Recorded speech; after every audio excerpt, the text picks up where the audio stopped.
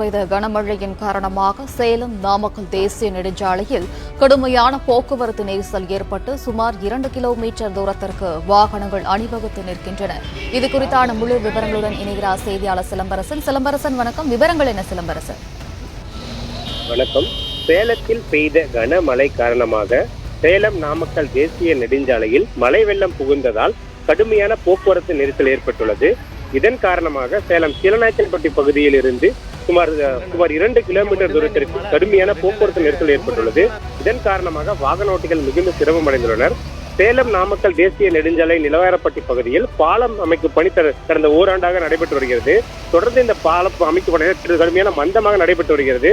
இந்த நிலையில் சேலத்தில் பெய்த கனமழை காரணமாக குறிப்பாக அங்கு ஜருகுமலை பகுதியில் அதிக அளவிலான பெய்த காற்றாற்று வெள்ளம் அந்த ஓடை பகுதியாக சேலம் தேசிய நெடுஞ்சாலை முழுவதும் ஆக்கிரமித்துள்ளது. இதன் காரணமாக சேலம் நாமக்கல் தேசிய நெடுஞ்சாலையானது வெள்ளம் சூழ்ந்து காணப்படுவதால் வாகனங்கள் செல்ல முடியாத சூழல் ஏற்பட்டுள்ளது.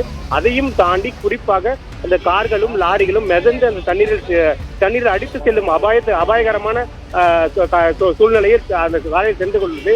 இதன் காரணமாக கடுமையான போக்குவரத்து நெரிசல் ஏற்பட்டுள்ளது. குறிப்பாக சேலம் சென்னை மேம்பாலத்திலும் அதே போன்று சீலநாயக்கன்பட்டியிலிருந்து நிலவரப்பட்டி வரைக்குமான சுமார் 2 கிலோமீட்டர் அளவுக்கு வாகனங்கள் அணிவகுத்து நிற்கிறது. மேலும் இதன் காரணமாக வாகன ஓட்டிகள் கடுமையான சிரமத்திற்கு உள்ளாகியுள்ளனர். இங்க மட்டும்தான் இன்னைக்கு மழை